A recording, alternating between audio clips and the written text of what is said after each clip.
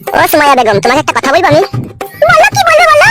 ভয় লাগে বলতে, তুমি যদি বলো অমত করো আমার কথা শুনে। কি কথা বলো না? আমার বিয়ে হয়েছে, আমি একটা বিয়েওয়ালা মেয়েকে বিয়ে করেছি, কিন্তু সে আমাকে ভালোবাসে না। সেটা তোমার ভাগ্য খারাপ বলে তোমাকে ভালোবাসে না? সে তো আমি জানি সুমাইয়া, আমার ভাগ্য খারাপ।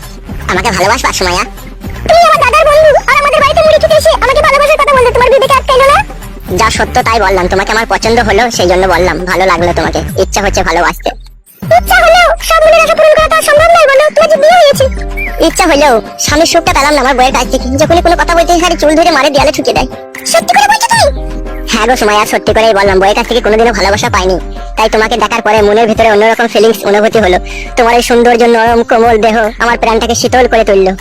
তোমার প্রাণ শীতল হলেও আমার কিছু করার নেই, দাদা যদি কখনো জানতে পারে আমাকে বহুত চিল্লাচিল্লি করবে, বহুত বকবে। সুমাইয়া, এই নিয়ে তুমি টেনশন করো না, তোমার দাদা কখনো কোনোদিনও জানতে পারবে না তোমার সাথে আমার প্রীতির সম্পর্ক আছে। আর যদি কখনো জানতে পারে তখন কি হবে? পগার পার হয়ে যাবো, পালাবো তোমাকে নিয়ে, দেশ ছেড়ে দেবো, গ্রাম ছেড়ে দেবো। ঠিক আছে, এই বিষয়টা আমাকে একটু ভাবতে সময় দাও।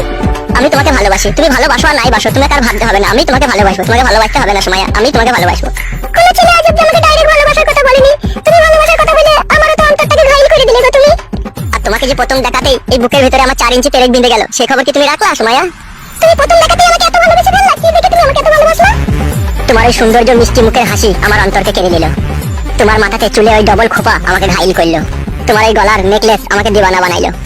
তোমার এই ব্ল্যাক ড্রেস আমার রাতের ঘুম কেড়ে নেবে। তোমার এই নরম কোমল সৌন্দর্য রূপের ছোঁয়া যদি আমি না পাই, অন্তরটা বিষে বিস্ফোরিত হয়ে যাবে। তোমার নাম কি গো? ডাক নাম ফটকে, ভালো নাম ফুটো। তুই সত্যি কি আমাকে ভালোবেসেছো? মাইরি বলছি, বিশ্বাস করো, সত্যি তোমার প্রেমে হাবুডুবু খেয়েছি আমি। কালকে ওই বট গাছের নিচে তোমার জন্য অপেক্ষা করে থাকবো, তুমি যদি আমাকে একটু ভালোবেসে থাকো তাহলে অবশ্যই তুমি আমার সাথে দেখা করতে আসবে ওখানে। কি রে ফটকে, মুড়ি খাওয়া হইলো? হয়ে গেছে রে, জল খেয়েছি। মনে থাকে জানো, তোমার অপেক্ষায় থাকবো। কি রে বন্ধু, মুড়ি কি গিলে খেয়েছিস নাকি? খাওয়া হয়ে গেছে রে বন্ধু, এই তো দিদিকে জিজ্ঞেস করছি ও কিসে পড়াশোনা করে। তাহলে সুমাইয়া ভালো করে পড়াশোনা করবা, হ্যাঁ? আর ওই বট গাছের নিচেতে যে গল্পের বইটা আছে ওখানে যেয়ে কিন্তু ওই বইটা একবার পড়ে লিও। বে, বট গাছের নিচেতে কিসের গল্পের বই বে? ওরে বন্ধু, বট গাছ গল্প একটা বই আছে যে, সেই বইটা পড়তে বলছি, তাহলে ও আর ভালো করে পরীক্ষা যখন দেবে না ফার্স্টে রেজাল্ট করতে পারবে, বুঝলি? ও তাই বল। তাহলে আসি, হ্যাঁ, ভালো থেকো। যাবি না তো ক্লাবে? না না, আমি এখন ক্লাবে যাবো না, আমি বইটালের দিকে যাবো, তুই যা এখন। আচ্ছা আচ্ছা, ঠিক আছে ভাই, তাই হবে। বন্ধু, কোনো সুবিধা অসুবিধা মনে করলে নিজের বাড়ি মনে করে এসে চলে আসবি, খাওয়া দাওয়া করে যাবে, বুঝলি তো? ওরে আমার ভাই রে, তুই বাড়িতে ডেকে এনে মুড়ি খাওয়ালি, আবার কখনো খিদে লাগলে আসতে বলছিস, তুই আমাকে অনেক ভালোবাসা দিলি ভাই, তোর মুখে যেন ফুল চন্দন পড়ুক।